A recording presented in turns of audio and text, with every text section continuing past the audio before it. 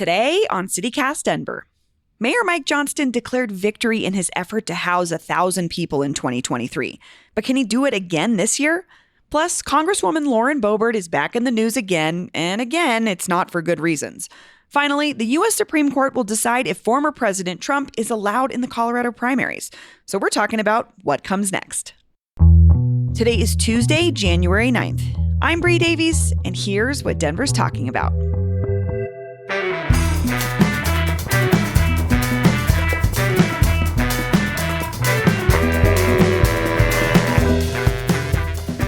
Hi, Paul. Howdy, Bree. Well, speaking of howdies, we are here at the Tacova store in Cherry Creek North. Happy Western Week. Western Week continues. What a beautiful store this is. I know. I was just going to say, can I just say from a retail expert standpoint, this is a gorgeous store. Give me your breakdown. Well, they have seating, first of all, which we're in right now, which is something you don't find in a lot of stores anymore. Yeah, normally you get like one husband chair. Yes, and then he sits there looking uncomfortable until it's time for him to go. Yeah. This is more sit down, enjoy yourself. Try on some boots. Smell the leather. Oh, it smells so good in here. I was It does. checking out a new bag. I'm about to, Montgomery's almost potty trained. I can get a real purse again to carry around a whole diaper bag. Never thought about that. That's funny. So they have some good options in here. It's Are a any of these beautiful boots store. speaking to you? Not yet, but I have like the feet of an 80-year-old man, so I can't wear anything with heels. I can't wear anything with a pointy toe. Mm-hmm. I'd have to really do some investigating, but I have a feeling I could find something in here. Mm-hmm. For me, Yeah. these green ones. Those are nice. Those leapt out to me. They are. There's They've got like Squares and holes in them to different pull them kind up. of design. Yeah. They have so many options, really. Like subtle, a lot of flair. I'm seeing these gray ones up here I like. If they had some without a heel, I might do it. There's plenty more time to talk about It really Tacovas is. I could all be week. in here all day, honestly. But we should get to the news. Yeah. Actually, we have some business. We do. Stay tuned to the end of the show. We have a sponsored interview with our friends at Tacovas. And this means no listener questions or comments today. But since it's our favorite segment, we're going to include that in a members only special episode that we made. Paul, do you want to give us a little preview of what that episode is about? Yes, I do. I'm so glad we did this. We got a great comment from a listener, Celia S. Here's the tease. It's about, quote, cattle sperm auction, the cattle sperm auction that happens at the stock show every year. So I did a little bit of reporting. I did a little research, and we had a fun conversation about it. And you can get that if you subscribe and become a member now. Just go to membership.citycast.fm, get access to that ad-free feed with some of these bonus episodes, all the bonus episodes we've ever done. Yeah, and you can hear Paul's research into the cattle sperm trade, which is totally legal, we learned, and not weird or underground at all. Not weird, not even a tiny bit weird. Okay, well, let's get to the news, because we've got some now it's time interesting for the news. updates on stories that we've brought you in the last couple of weeks. Paul, she's at it again. Boy, is she. Representative Lauren Boebert is in the news again. What is up? So we last heard from our Congresswoman from the Western Slope when she decided to leave the Western Slope, and she's now running for Congressional District 4 in the Eastern Plains. However, on Saturday night, according to every newspaper on the planet, as far as I can tell, Lauren Boebert allegedly punched her ex-husband, Jason Boebert, at Miner's Claim, a restaurant in Silt. Boebert disputes the account, though there were many eyewitnesses who have confirmed it. She says, "I didn't punch Jason in the face and no one was arrested. I will be consulting with my lawyer about the false claims he made against me and evaluate all my legal options." So, Not to undermine the domestic abuse as part of this situation, but the setting for this is very... You don't know what era Colorado we're in. You're at Miner's Claim? Miner's Claim in Silt? In Silt? Yeah. I think this kind of thing has been never heard of. happening in Silt for 100 years now. Yeah. And she's just the latest. It's a saloon. Things get wild. But so, this ended up on TMZ. Are we now getting all Boebert news that widespread since the Beetlejuice incident? Well, people want to read about it. She is a star. But yeah, I like TMZ's reporting on this, actually. I thought they had a good breakdown of what happened because they were quoting eyewitnesses who said Lauren was sitting in the restaurant when Jason walked in. Let's say Jason sidled in, and the pair got into an argument before the Congresswoman punched him in the nose twice. Lauren, not Jason, then called the police, and Jason was ordered to leave. So these two had a divorce earlier last year, which I actually learned was because he cheated on her. I didn't know that. So I don't know. I'm a tiny bit more sympathetic towards her. I mean, that doesn't mean you should punch somebody. No. I mean, this is a personal situation. It really is. Is it going to help her chances in District 4? I don't think it's going to matter. Yeah. I mean, I hate to be that guy, but there's all this other stuff sort of on the line when we're talking about the change in her congressional district, what's going on with the GOP in general across Colorado. Mm-hmm. I think all of those things are going to weigh in much more than a sort of personal scuffle. Yeah. Personally. Yeah, it's not like something new about her either. It's like this is the Lauren Boebert we know. Yeah, unfortunately, it feels a little par for the course for her. Mm-hmm. But we had another update on the GOP. Oh, yeah. This was fascinating. I mean, we've been talking about Dave Let's Go Brandon Williams, the state GOP chair, for months and months. He's like been increasingly chatty, I feel like, putting his name out there, getting in the mix. And now we may know why. It's because over the weekend he announced he's running for the Congressional District 5 seat, which is represents mostly Colorado Springs, but some of the surrounding areas, that for a long time was held by Doug Lamborn, though he last week said he's not running for re-election in the fall. And Doug Lamborn has been in office since like the early 90s. Yeah, long time. So this is someone that's been reelected over and over and over again. I would assume it's very popular. It will be very interesting to see how this goes. Can I just speculate that you said that Dave Let's Go Brandon Williams has been a little chattier lately. Mm-hmm. I think he's elbowing in and seeing that there might be some space if Boebert does not make it through. Mm-hmm. There'll be space for a new sensational person in politics from Colorado. I mean, he's definitely a MAGA guy. I don't know if he's made like a big splashy headlines or anything he's not like outrageous. He's definitely from that sect Other of than the Republican Party. To get his name changed to Let's Go Brandon Williams on the ballot. We might be the only ones still talking about that, although true. I will never stop. It is bizarre. So funny to me. I don't know. I mean, it's interesting. I think he's reshaping the GOP in his image, and he says he's going to continue serving as the state chair while he runs. I'm not sure how that's going to work, but the whole GOP across the state, the fact that they had 3 seats like Boebert, Buck, and Lamborn, and all 3 are either not running or running somewhere else. Yeah, and Buck and Lamborn, too, established. Yeah, total pivot moment. Yeah, established Republicans. So we will be watching those races for sure. Mm-hmm, mm-hmm. But then we have one more update, which involves the Supreme Court making this decision in this Colorado case about whether or not Trump can appear on our primary ballots. Yeah, this is another one that's like huge national news. And the latest is on Friday, the Supreme Court announced that it will hear former President Trump's appeal of the Colorado Supreme Court ruling that would have barred him from appearing on the Republican primary ballot. That primary is set for March 5th, Super Tuesday. And because of the way the timeline worked, those ballots had already been certified. But because Trump and the Colorado Republican Party both filed appeals, his name will appear on the ballot, despite the Supreme Court not ruling yet. So what the ruling from the Supreme Court is going to do, at least from what I can glean from some of the press reporting, is going to determine whether or not votes for Trump will count or not. Because his name will be on there when we all get our primary ballots, and anyone that wants to can fill out that bubble. And so are those going to be vacated or not? That the court will decide. How could that shake out? That could be bad, right? It's incredibly confusing to me. Like, as a voter, I wouldn't know what I'm going to do. Like, if I'm a big Trump person, would I fill out the bubble? Would I try? Right. Although I'm sure that the Supreme Court will rule with enough time before March 5th to give people plenty of notice to make the vote. Choice they want to make.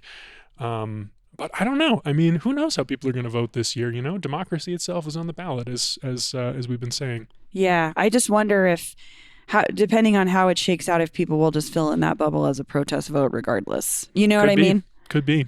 I don't know. Well, we'll see. Yeah, I'm looking forward to hearing the arguments in front of the Supreme Court. That's on February 8th, so I think we'll probably talk about it more around then. So we have a couple weeks to go. And, okay, Super Tuesday. Wow, haven't heard that term in a long time. Mm-hmm. Maybe since last year. Oh no, we're going Colorado gets to do it now because we changed the way our primaries work. That's right. Yeah. Now I care about it. Okay, we're gonna take a quick break, and when we come back, more news.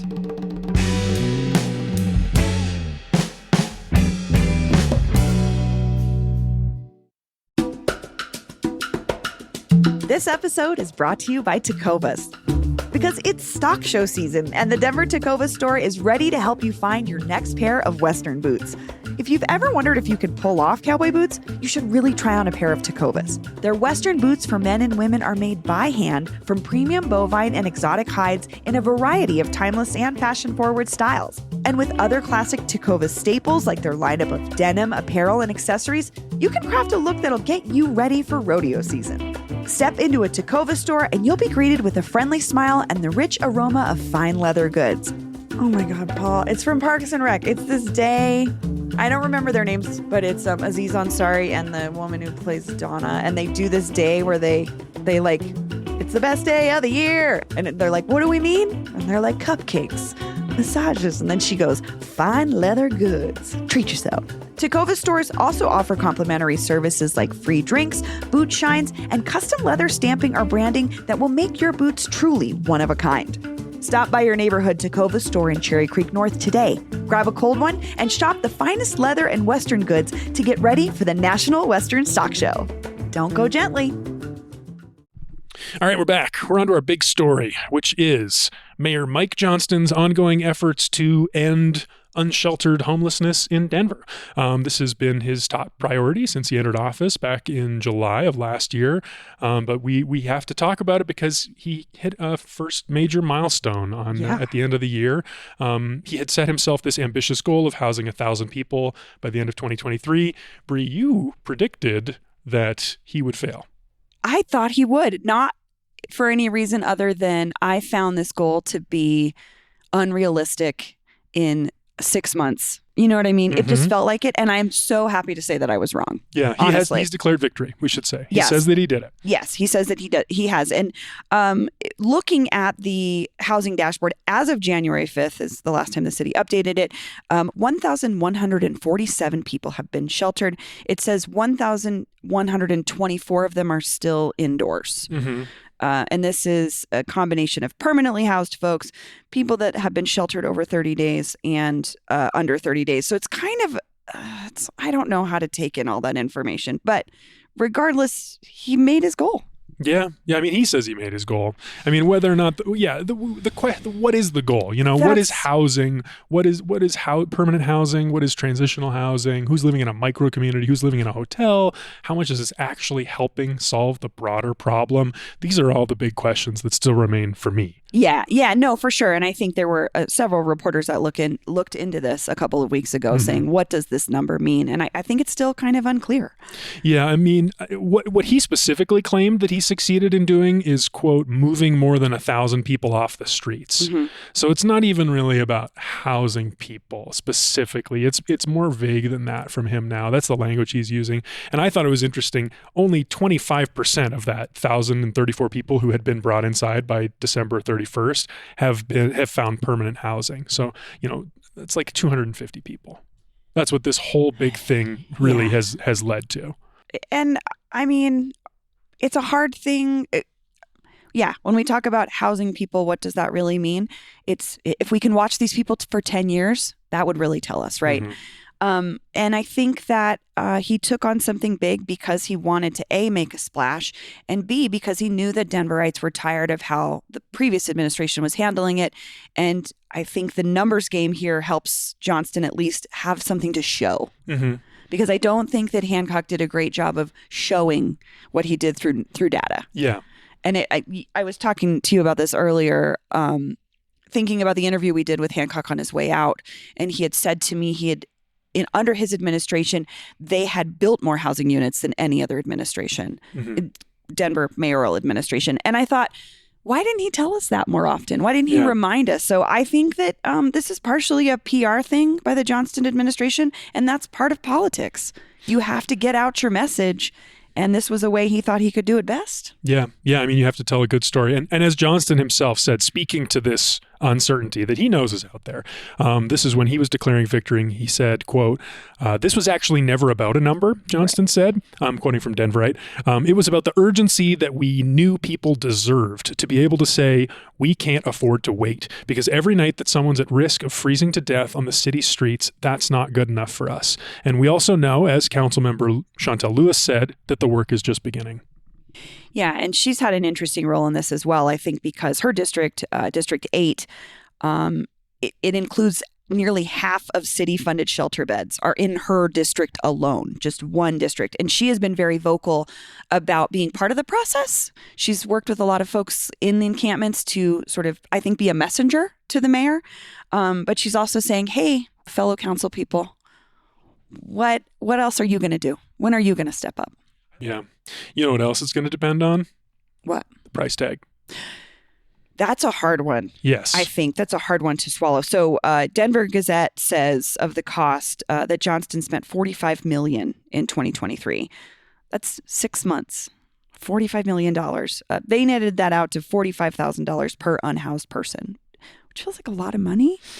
Yeah, I mean, I talked about Russell Wilson, the Broncos quarterback, who had a real embarrassing flame out at the end of the season. That contractual dispute that he had with the team, that was over $37 million. I was just going to say, the money is relative, right? And like, if we had to price out what we cost as human beings and our housing and our homes and all the things, it'd probably be $45,000 isn't really a lot of money, I think. If we think about how much we spend every year to house ourselves, I don't know. What's the $45,000? That's what the Denver Gazette said. They figured that Johnston spent per unhoused person this year.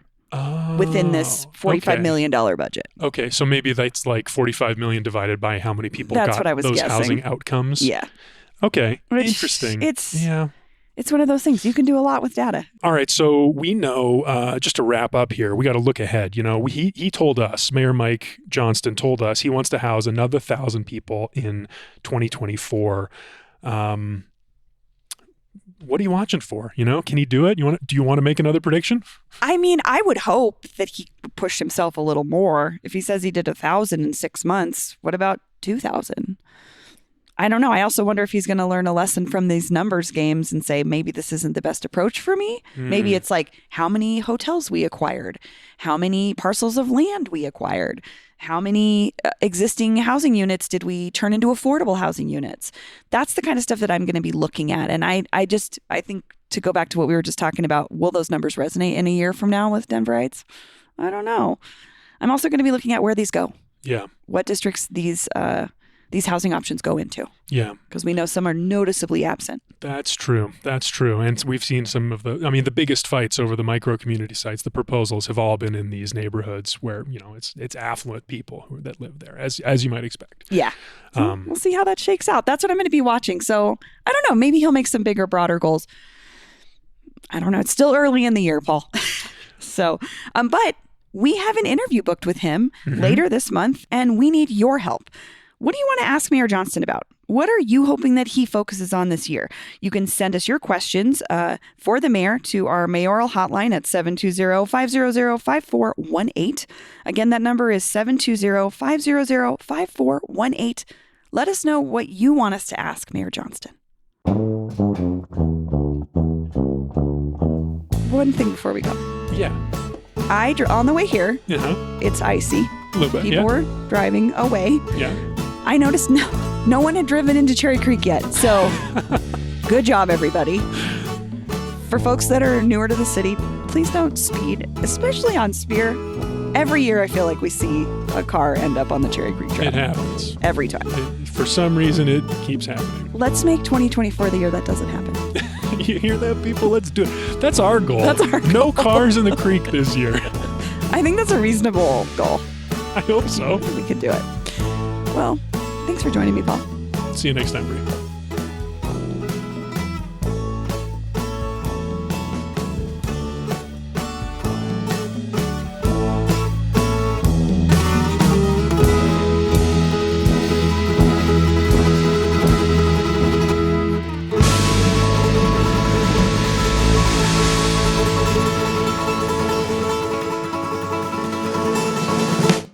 And now, please enjoy this sponsored interview with me, executive producer Paul Caroli, about Tecovas.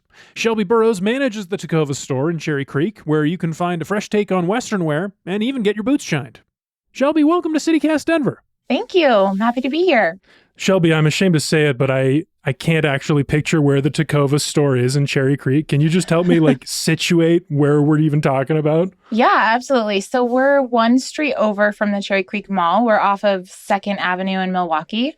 We're right next door to the Yeti store. Right in the middle of it. Yeah. It's such an interesting place. The fact that you all ended up there in Cherry Creek to me is like, I mean, it's this old neighborhood, you know, like one of Denver's oldest. People probably wore cowboy boots there just like to work. But now it's Cherry Creek. Yeah. How do you feel about that? I think it's really cool. I love the fact that we are in a location that has such a cool history and these roots that tie into the Western culture so well, but also it's kind of evolved. So it has that trailblazing tie that kind of ties into the spirit of the West that we love so much at Tecovas. For people who aren't familiar with Tecovas and the boots that you all sell, what's the story? Well, our founder, Paul, was a Harvard grad from Texas originally, and he went on to work in the corporate world in finance and ultimately decided that his passion was more centered around his love for Western culture and boots, great boots. So he felt like the world was missing a direct-to-consumer, authentic, handmade boot company, and he set out to make that happen. So he kind of did a lot of research, took that passion, and built this company. We were founded in 2015. And from then, we've been expanding really quickly. We just opened our 33rd location in Salt Lake City. Salt Lake City, huh? Okay. That's okay. Our listeners know there's a bit of a rivalry there, but I'm not going to get into it. We don't have to talk about that right now. They're allowed to love great boots as well. Yes. What about you, though? I mean, you clearly share this passion. My passion for boots goes back quite a while. I grew up in boots. My grandfather was one of the most important and influential people in my life, and he meant the world to me. And he was a true cowboy. Like, to me, he embodied the spirit of the West so well. And he was the hardest worker I knew. He was a rancher and a record-holding big game hunter, and he would, wake up at 3 or 4 in the morning every day to go break up ice on the water troughs at his ranch before he'd go off to his 2nd and 3rd jobs to provide for his family. And among his most prized possessions were his collections of fine cowboy boots and cowboy hats. We kind of had this tradition that every year on my birthday, he would buy me a pair of real moccasins and a pair of real ostrich leather cowboy boots. And I loved that. I took it for granted a little when I was younger, but yeah, pretty nice. Nice tradition. Yeah. So fast forward to a couple years ago, I was going through a major life transition and was really starting from scratch in every way. I was a newly single mom, kind of facing what am I going to do that's going to feel purposeful for me and meaningful. And so when I found out about Tecovas through an old friend who I had worked with at a previous footwear company, I was really intrigued by the idea of getting back into boots and kind of reconnecting with my Western roots. And I loved that. So as I started looking into the company, I saw the ostrich boots online, and that really felt exciting to me. It felt like a full circle moment in a way, kind of like felt like home. I'm hoping to hit the stock show this year, Shelby, like many listeners. But this time, I got to be honest, I want to feel like not a big dork. Why is Tecovas the right place for me to come dip my toe in to this Western wear stuff? I think just because of the fact that Tecovas was founded on such a love for the true spirit of the West and Western culture. And that's kind of what the stock show is all about and embodies as well. We share that passion. And I think that you can come in and find something that works great and that you're going to love, that you can incorporate into your wardrobe, that feels really authentic for you and your personal style and still connects you to that Western culture in your own way. We have something for everybody, whether you want an easy entryway into Western with a simple pair of boots and maybe a trucker hat or a wax canvas jacket, or you want to come in and you want to get outfitted head to toe and you want to try out one of our rabbit fur cowboy hats and you want a belt buckle and a pearl snap and you really want to feel like you're all out Western and going country for the stock show. Shelby, what else do people need to know if they want to come say hi to you in Cherry Creek? Just that we're open 11 to 6 on Sundays and 10 to 7 every day, Monday through Saturday. And you already know where we're located. We have an amazing team and a staff who's ready to greet you with a cold drink and a smile and help you find whatever you're looking for. Shelby Burrows, thank you so much for joining me. Absolutely. Thanks for having me. Again, the Denver Tecovas store is located in Cherry Creek North on East 2nd Avenue. You can also find out more at tecovas.com.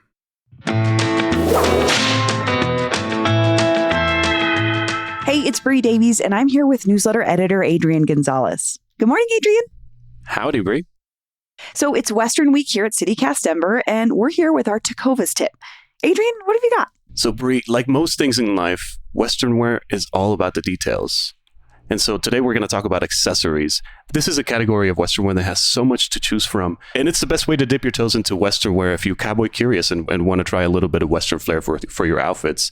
So we're talking jewelry, bolo ties, right? Some of these things. But one of my favorite things, honestly, for any outfit are belts and belt buckles. Yes. You can find so many different things. I know Tecovas has really, really cool belt buckles. They have one that's like a little arrowhead with the Tecovas logo on it that I really like. It looks very rugged and very cool. And they have a belt, I believe in their women's line, that has the hair on it still. So if you really want to go a bit crazy, this is some of my favorite things to add to any outfit. I love it. I love with the belt, you can either go subtle or super wild. It's like depending on your personality, there's a lot of options. Yeah, exactly. There's so many fun things. You can also find something like bags with fringe on it, tooled leather. There are just so many great options. Thanks for joining us, Adrian. Thanks, Bree. Step into a new pair of Tecovas for wherever your journey takes you. And remember, don't go gently.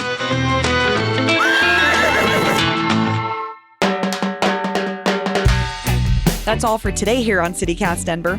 If you enjoyed the show, why not take a minute to tell Jason Boebert about us? Rate the show wherever you get your podcasts and subscribe to our morning newsletter and learn more about us at denver.citycast.fm. We'll be back tomorrow morning with more news from around the city. Bye-bye.